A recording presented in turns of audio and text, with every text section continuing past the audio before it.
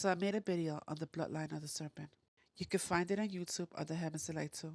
And this is the title, Tender Woman and the Vicious, obviously a snake. So the pharaohs had elongated skulls because they were of the serpent seed. And they were the ones that enslaved the children of Israel. And you see right above them, that's their Anki. And underneath the Anki is an alien or gray. And they will always put a serpent right in the middle of their forehead, because their head was a serpent. Again, there's the pharaohs and there's the grays.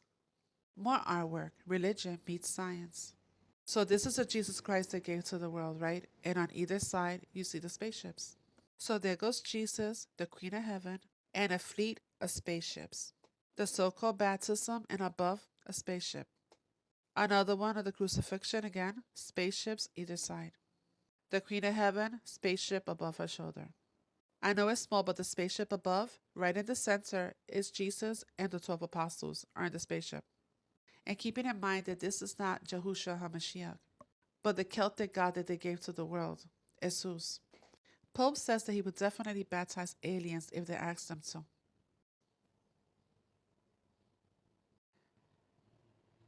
The Holy See, you see what I circle? That's the dragon.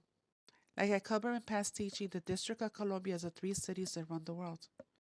Vatican, Rome being one, Washington, D.C. being another, and the third one is London, the city of London.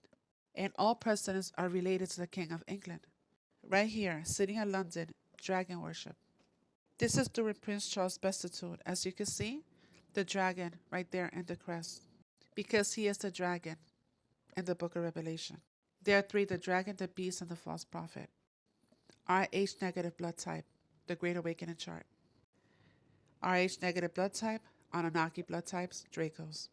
RH negative alien blood and royal blue bloods. This is the United States Air Force emblem. I want you to see the placement of the sun, Saturn, and moon. Right there.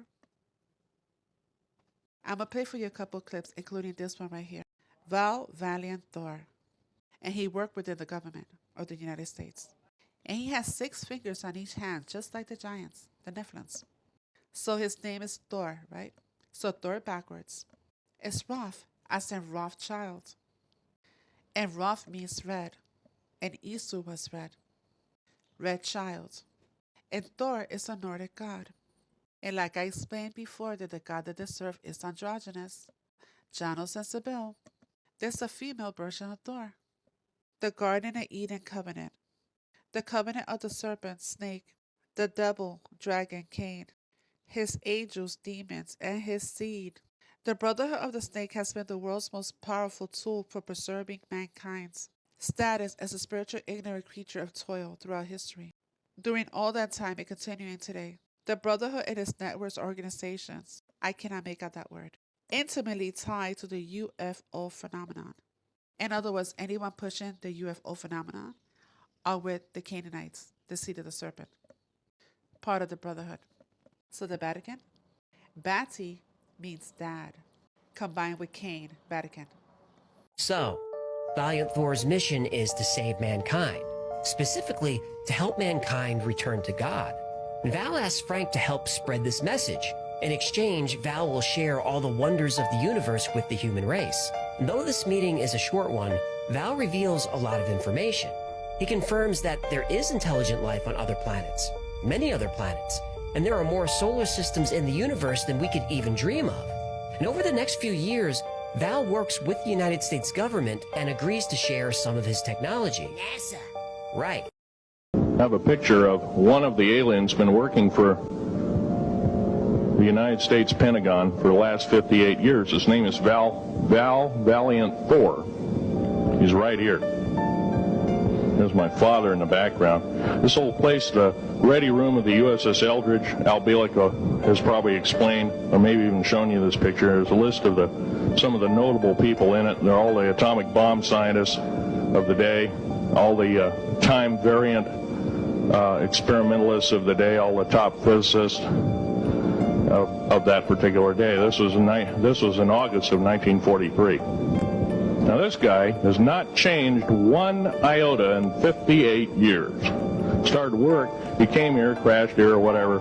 Whether he's under duress or not, He started work for our U.S. Navy and military operations in 1937, either 37 or 38 is what I've been told. So it's for 58 years, this man's been employed, probably under duress. If you don't do as we say, we're just going to use you for alien bait or something, I don't know. But anyway, he basically hasn't changed. He lives for 490 years, is what he says his lifespan is.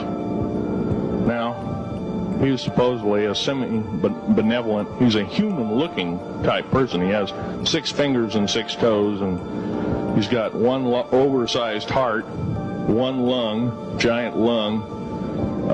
His blood vessels are bigger. He's got copper oxide for blood, similar to an octopus. His brain capacity, 300 centimeters greater than ours.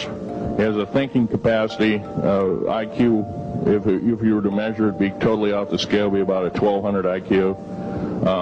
He speaks 100 languages fluently, alien as well as others. He's a remarkable person. I had a chance to meet him one time. Breaking UFO news. The Vatican is set to hold a groundbreaking press conference this Friday, May 17th at noon to address supernatural phenomena, including potential encounters with aliens. The event will feature prominent members of the Vatican's Doctrine of the Faith and International Observatory for Marian Apparitions.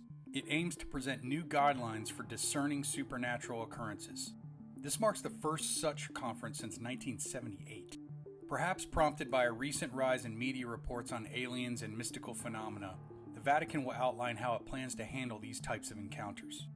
While not specifically addressing UFOs, many, including Congress Representative Tim Burchett and theologians, suggest that aliens and angels could be viewed as one and the same. The term interdimensional beings has been used quite widely lately. This is all very interesting. And hey, who knows, maybe we'll get lucky and the Vatican will address its alleged involvement of the recovery of a UFO in the 1930s. No matter what, it is quite curious that the Vatican is holding this type of press conference and using the word alien in its description. Do you believe?